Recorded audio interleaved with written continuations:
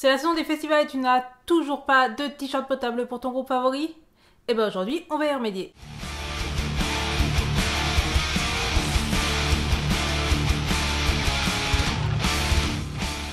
Bonjour à toutes et à tous et bienvenue pour cette nouvelle vidéo sur Blood is the New Black. Aujourd'hui, une fois n'est pas coutume, on se retrouve pour un do-it-yourself. Oui, je sais, un do-it-yourself couture, le truc absolument improbable. Plus précisément, on se retrouve pour un do-it-yourself spécial t-shirt de groupe. J'avais déjà réalisé une vidéo de ce type auparavant, c'était avec un t-shirt de Behemoth et je vous le mettrai soit en i, soit en barre d'infos. Le tutoriel que je vous avais fait à l'époque est toujours valide, mais aujourd'hui on va tester une nouvelle technique, on va le faire un petit peu différemment. Et plus précisément, on va faire ce joli petit t-shirt de Watain avec un effet un petit peu usé aux manches, un joli petit col, etc.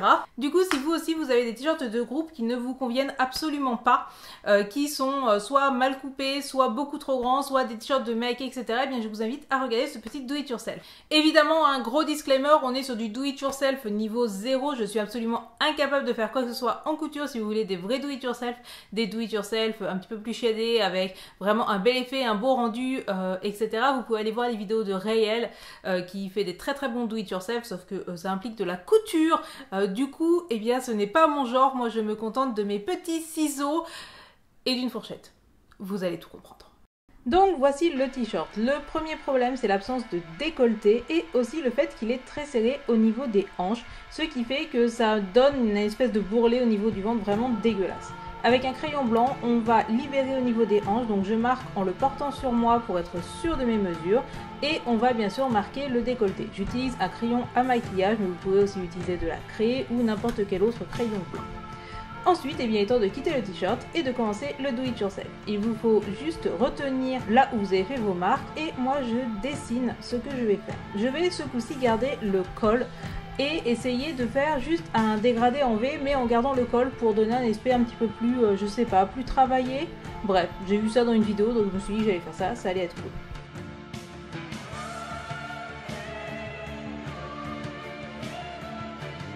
Il n'y a rien de spécial à faire à ce niveau-là, juste à étendre, étirer un petit peu plus pour que la texture se roule un peu, de manière à ce que ça soit plus lâche et plus facile à passer. Au niveau des hanches, je vais juste découper là où j'ai fait la marque. Je fais ça des deux côtés en vérifiant bien que j'ai bien fait à la même hauteur de chaque côté. Donc c'est vraiment ultra simple. Et plutôt que de garder les deux t-shirts devant droit, je vais le couper un petit peu en arrondi, un petit peu comme une tunique, de manière à ce que ça fasse un petit peu plus flatteur devant, mais c'est carrément optionnel, hein, j'aurais pu laisser le t-shirt comme il était.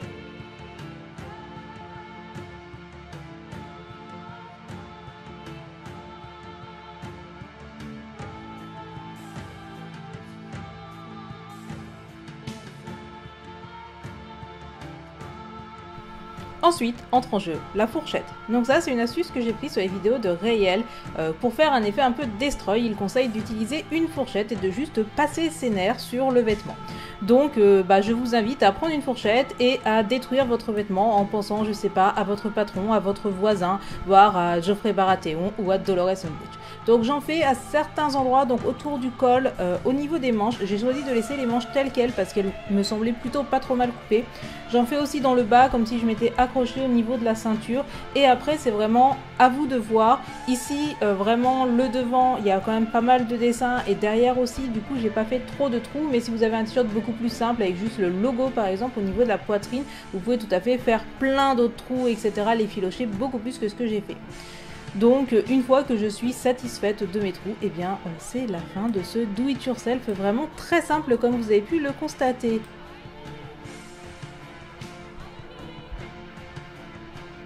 Et voici le résultat. Comme vous le voyez, en libérant les hanches, on a tout de suite quelque chose de plus flatteur au niveau de la poitrine, quelque chose qui suit beaucoup mieux les formes. Le décolleté rend le truc un petit peu plus sexy. Alors, qu'en avez-vous pensé? Comme vous l'avez vu, contrairement au t-shirt de Behemoth, ce t-shirt là était plutôt bien coupé. Je pense que c'est un girly à la base, je n'en suis pas sûre puisque je l'ai acheté sur Vinted à genre 8 €, mais il était assez près du corps, il était à bonne taille, je pense que c'était un S fille et pas un S de mec. Du coup, je n'ai rien eu à faire sur les côtés pour le cintrer. La seule chose et qui est vraiment chiante avec les coupes girly, c'est que c'est pas du tout cintré, c'est pas du tout pensé pour un corps entre guillemets féminin qui a des hanches, etc.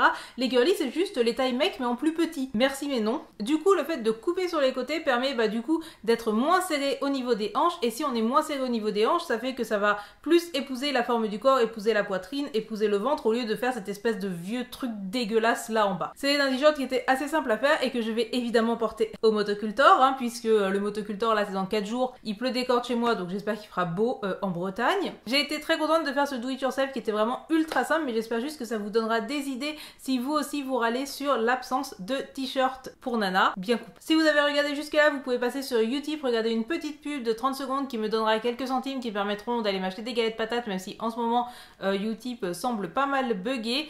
Sinon j'ai un Tipeee si vous voulez me supporter, et sinon eh bien la meilleure manière de me supporter c'est en faisant un petit pouce vers le haut, un petit commentaire, ou en m'envoyant en MP les t-shirts que vous avez réalisés en suivant ce tuto si jamais cela vous a été utile. Dites-moi si vous avez d'autres techniques pour les repimper, etc.